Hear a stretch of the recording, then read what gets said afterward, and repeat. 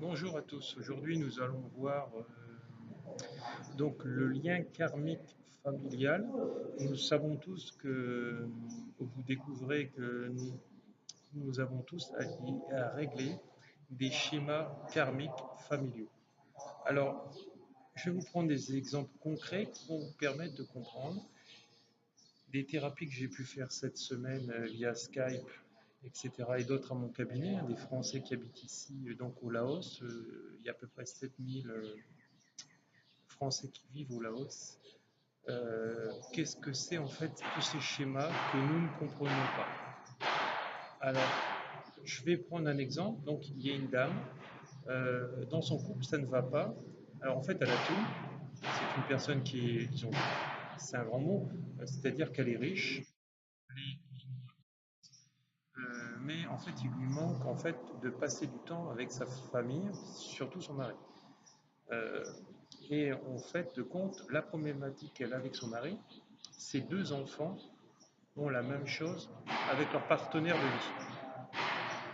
C'est-à-dire que l'homme a manqué autrefois quand il était petit, et donc il a vécu donc ce manque au niveau de l'argent, de la radinerie de son père, de ses parents, etc. Et donc de cette situation d'abandon qu'il a eu au décès de sa mère, puisque sa mère, à son époque, donc c'est une personne qui a quasiment 70 ans, donc sa mère a été donc assassinée, et donc il a vécu en fait l'abandon. Donc l'abandon donc de la mère qu'il a vécu dans sa chair, qu'il a interprété comme ça, c'est aussi interprété en abandon donc financier, la peur de manquer, euh, le manque affectif. Il n'a pas su le redonner à sa femme puisque son père n'a pas été non plus comblé et il n'a pas vu ce que c'était combler donc un partenaire de vie, une partenaire dans l'amour, etc. Puisque souvent, quand nous ne sommes pas éveillés, nous copions en fait le chemin des parents. Donc, on voit comment fait le père quand on est un homme notamment et comment on doit faire avec la mère en lui donnant de la tendresse, etc. et de l'affection et puis toutes les choses que nous avons besoin. Alors ça, voilà. Donc ça, il ne l'a pas vu. Donc il ne s'est pas donné l'amour. Parce que bon, c'est quelqu'un qui n'est pas éveillé, hein, il est cartésien, beaucoup dans l'argent. C'est quelqu'un qui est dans l'abondance financière, mais extrême, hein. Il a dépassé les millions d'euros.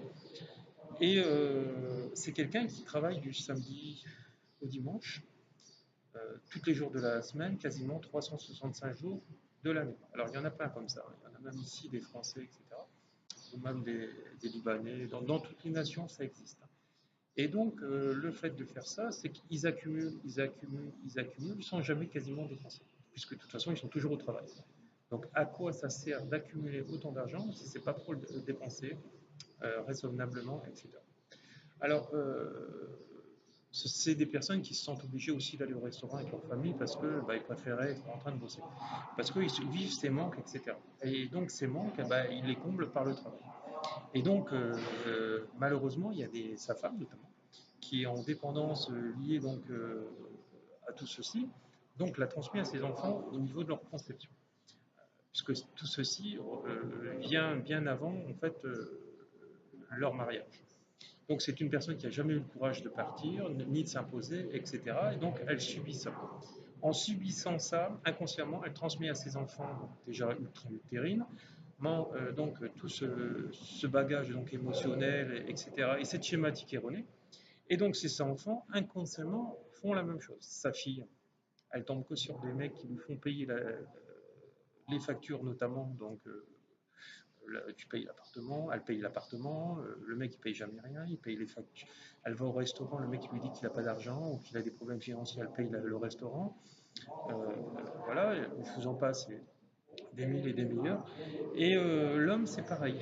L'homme, il est avec une femme, il a besoin d'une relation. Alors nous avons certes tous besoin d'être accompagnés dans la vie, etc. Dans une relation de couple, c'est là où on trouve plus sa stabilité, en tout cas pour moi, et son épanouissement sur le plan personnel. Alors il faut d'abord s'aimer soi-même et après s'aimer ensemble. Bien sûr, on ne peut pas avoir les deux. Voilà. Séparément, hein, c'est d'abord soi et après les autres, hein. Sinon, la relation, elle est conflictuelle et on ne s'est pas donné l'amour comme dans cette relation. que je suis en train de vous énumérer tous ces détails. Et donc l'homme, pareil, il tombe sur une femme où il y a une problématique de l'ego et c'est l'autre conjoint qui dirige. Donc là, chez la mère, c'était c'était elle qui subissait et là, c'est son fils qui subit. Avec une partenaire qui lui dit tu payes les factures, tu payes ceci, mais c'est moi qui commande, hein, c'est moi qui dirige, c'est moi qui décide pour tout dans la vie, toi tu as juste à payer. Et donc, forcément, arrive un moment, quand c'est conflictuel du matin au soir, et qu'il n'y a pas de prise de considération de l'autre dans l'amour, etc., bah forcément, bah, ça ne va pas, il y a une séparation, arrive à un moment donné, quand la personne, elle apprend à dire non. Hein, son fils, de ce côté-là, il est un peu plus éveillé, puisqu'il a appris à dire non, donc il s'est séparé de sa conjointe, avec qui il a eu un enfant. Et donc, cette problématique, on ne la règle pas. Pourquoi? Parce que ces personnes-là vont dire c'est l'autre le problème. Et ce n'est pas moi. Et voilà. Et le tour est joué. Et donc, on vit sa vie en tant que victime. Et donc, on n'évolue pas et on ne s'éveille pas, etc., spirituellement, parce que c'est l'autre le problème et on ne travaille pas sur soi. Donc, à partir de ce moment-là, eh ben, si on vit sans aucune prise de conscience, eh ben, on ne s'éveille pas. Et donc, le problème, il est récurrent jusqu'à la fin de sa vie, si on n'est pas éveillé avant. Et si on ne décide pas, donc, de se soigner, de demander l'aide d'un thérapeute, etc. Parce qu'en plus, c'est des gens radins. Hein. Radins, un sou, c'est un sou. Voilà, ils ne donnent jamais rien. Euh, voilà, notamment pour le fils, etc., et la fille. Et donc, il y a toujours une prise d'intérêt là-dedans. Hein. Aussi bien, même la mère, hein, je veux dire, la mère, je l'ai eu en soins thérapeutiques, etc., énergétiques, mais le boulot qu'elle a à faire dans la conscience, elle en est incapable de le faire dans un coaching personnel, etc. Le mari, n'en parlons pas, lui, il croit pas en tout ça, pour lui, c'est lui qui a raison, donc l'ego prédomine. Et vu que l'ego prédomine, quand je vois la sœur du monsieur, la sœur, elle est pareille que lui, elle est identique, elle profite de lui, etc. Parce qu'ils ont une maison, le père, etc. Et c'est toujours le fils euh, qui s'en occupe. Et donc, cette problématique, elle est entretenue. Et vu qu'elle est entretenue, on l'entretient en fait dans tous les secteurs de leur vie. Hein, c'est aussi bien comme ça familialement, c'est comme ça amoureusement, c'est comme ça c'est comme ça professionnellement aussi. Et donc, voilà. Donc, on voit son propre intérêt, chacun voit son propre intérêt. De là, un chef se décline au niveau de, du couple, et c'est l'autre qui dirige, au lieu de diriger à deux, hein, dans l'équilibre ligne-ligne. Donc, voilà. Donc, cette schématique, vous voyez, elle est à l'origine donc de la mère, du père, mais elle se décline aussi au niveau de la fille, du fils. Il va se passer exactement la même chose au niveau des petits-enfants après. À part s'il y en a un qui est éveillé, qui est là.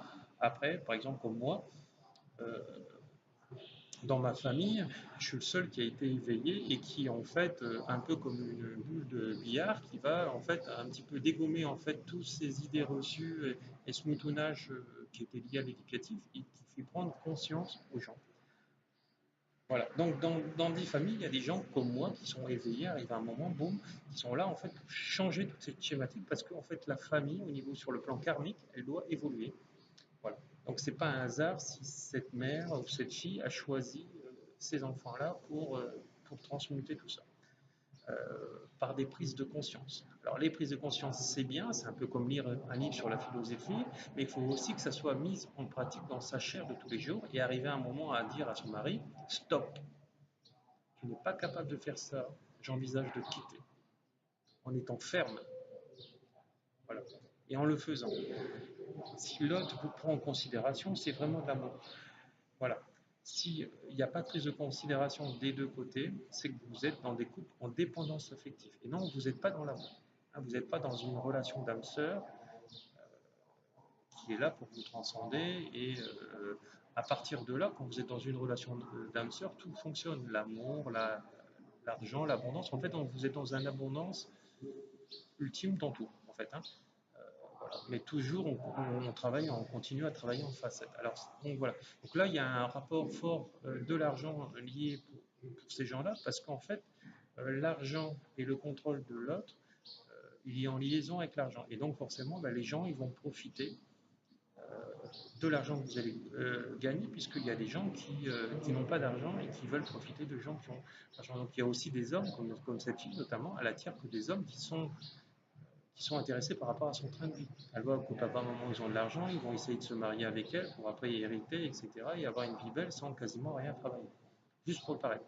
Et à côté de ça, il y en a qui auront des maîtresses ou des amants, puisqu'ils ne seront pas heureux, ils seront dans le paraître, ils diront voilà, j'ai un beau mec, j'ai une belle nana, et à partir de là, c'est juste le visible. Donc ça, il va falloir aller travailler votre enfant intérieur qui est blessé encore dans ses blessures, mais en prenant conscience. Alors si vous aimez cette vie-là, restez dedans, voilà, etc. Si vous voulez et ça vous fait souffrir, tous ces personnages, sous-personnages que vous avez en vous, c'est parce que vous devez aller le régler. Alors venez le régler quand vous êtes prêt. Moi, je fais la psychothérapie spirituelle qui vous apprend à libérer votre enfant intérieur, l'abandon, le rejet, etc. Et donc, c'est du coaching déjà mental qui après est lié à l'énergétique. Et donc, on va libérer en fait toutes ces blessures pour reprogrammer en fait cet ADN qui est lié à notre karma pour justement le régler et pour transmettre après à notre future descendance tout ce sac à dos qui est allégé. Voilà, donc moi je vous encourage vivement donc, à venir à moi pour les formations, les stages en mon cabinet ou à distance. Ça fonctionne très bien, vous retrouverez des avis sur les pages jaunes me concernant mon site internet et sur YouTube, qui sont mes supports principaux et même sur Facebook. Et, euh, et je vous aiderai au mieux à libérer en fait tout cet enfant intérieur qui est blessé euh, en élevant votre taux vibratoire et pour ne plus attirer ces choses-là, puisque quand on a un taux vibratoire hyper bas, on attire aussi des entités du bas astral qui ont refusé de monter à la source une fois qu'ils sont décédés. Donc vous avez plusieurs intérêts personnels à vous libérer de ce sac à dos. Voilà. Vous retrouverez en fait toutes ces informations pour pouvoir me joindre tous les supports sur cette vidéo. Voilà, je vous envoie tout mon amour. Cette vidéo, comme vous avez vu, a été tournée à l'intérieur d'un temple bouddhiste à Vientiane. Voilà, et je vous envoie tout mon amour et puis bonne journée. Au revoir.